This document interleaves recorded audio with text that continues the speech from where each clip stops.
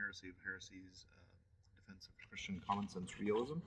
I'm working my way through chapter 2 of the book with you, and we're on the chapter called The Exterior Path to Existence, sense experience, as a way of coming to understand the nature of reality. And last time we left off with some quotations from Aquinas and George Klubertans. Klubertans was a philosophy professor last century, and his book on an introduction to philosophy of being. I'll give you the exact title. An Introduction to the Philosophy of Being. That is the exact title. My memory's not as bad as I think it is. So this video will walk you through the first, at least, of the 4 steps to coming to understand being. Maybe we'll get through 3 of them. We'll see. But let me go back to Klubertans, something he said about this. Here's what he says. This is from his book, Introduction to the Philosophy of Being.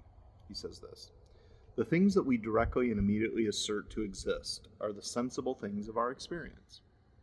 And the judgments that we make about immediately experienced things are called perceptual judgments.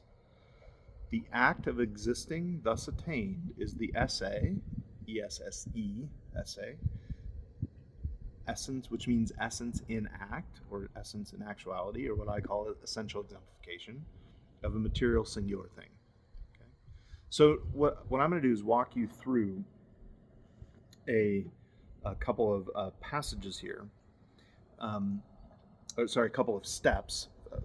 These are passages in the book, my book, not Klubertans' book, but they're from Klubertans' book, and they're also from a book called The Existence and the Existent by Jacques Maritain. He's got a long footnote in that work where he gives a similar process of the one that I'm offering here in this video.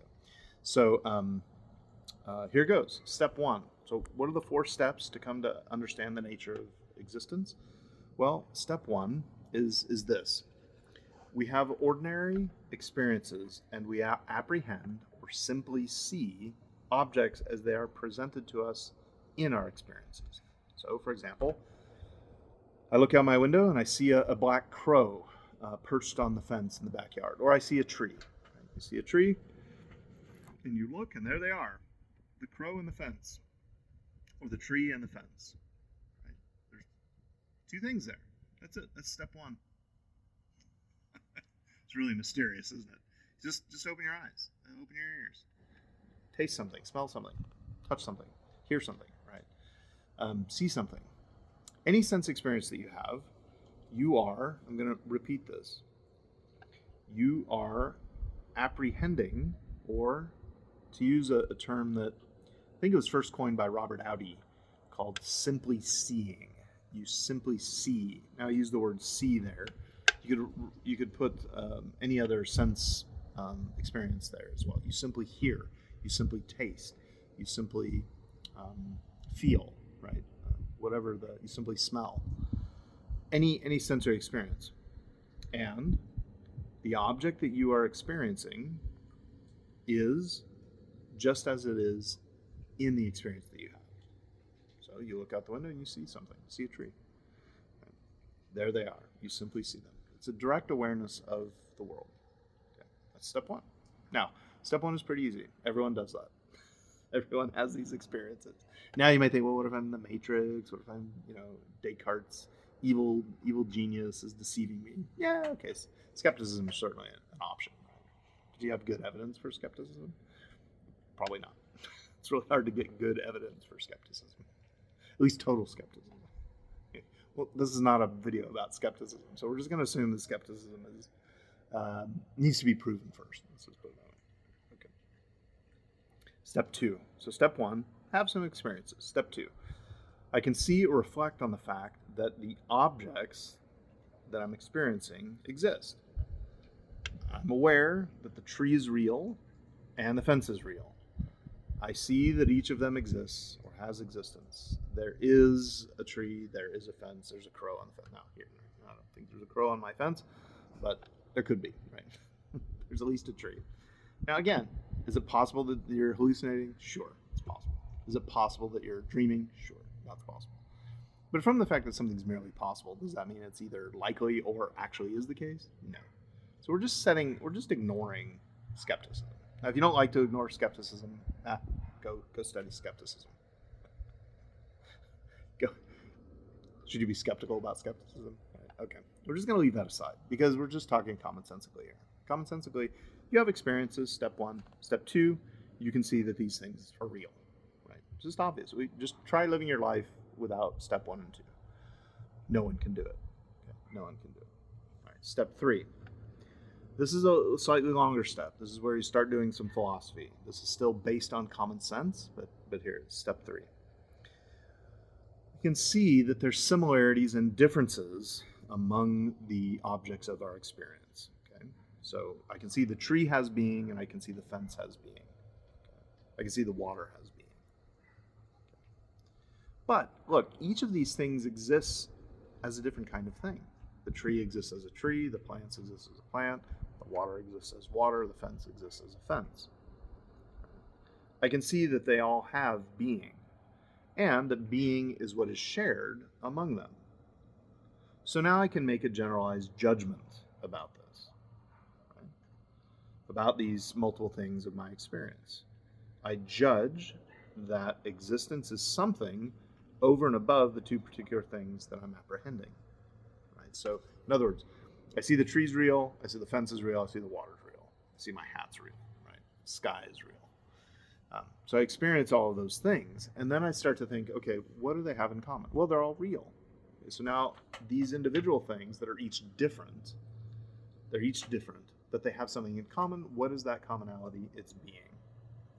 Okay. Here's the way that George Coubertin puts it. Being cannot be reached by abstraction, but it can be reached by judgment. Okay, so that's, in other words, you might understand that the tree is a tree, and then think about treeness itself, because you're looking, oh, there's a tree, there's another tree back there, there's all these trees, and then you abstract from those experiences the nature of tree, right? Or I see a bunch of triangles. There's a triangle, there's a triangle, there's a triangle, there's a triangle, there's a triangle. And I abstract from those concrete experiences the nature of triangularity. Okay, that's abstraction.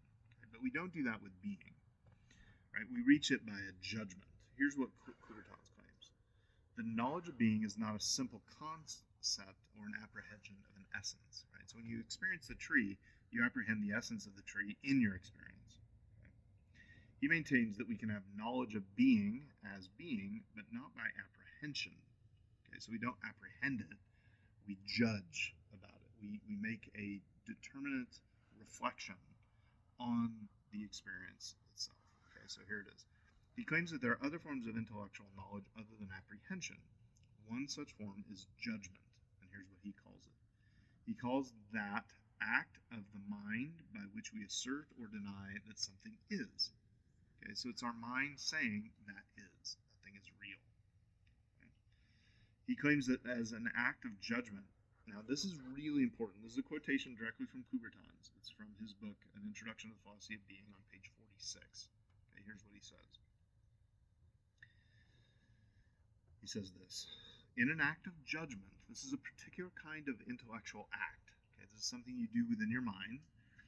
You directly reach the being in act, or what he calls the essay, the being in act, or what I call in this book, essential exemplification of a thing.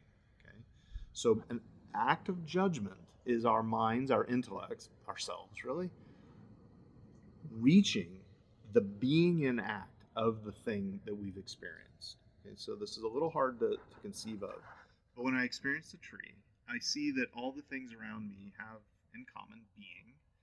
But when I start to reflect on what it is for the tree to exist, right, I judge that for that tree to exist, it has to take treeness, or the essence of a tree, and fully exemplify it. Okay? And our mind does that through an act of what Coubertin calls judgment. It directly reaches that essential exemplification of a thing. The judgment is distinct from the act of apprehension. It does what Coubertin says, it does this virtually, contain an apprehension of an essence.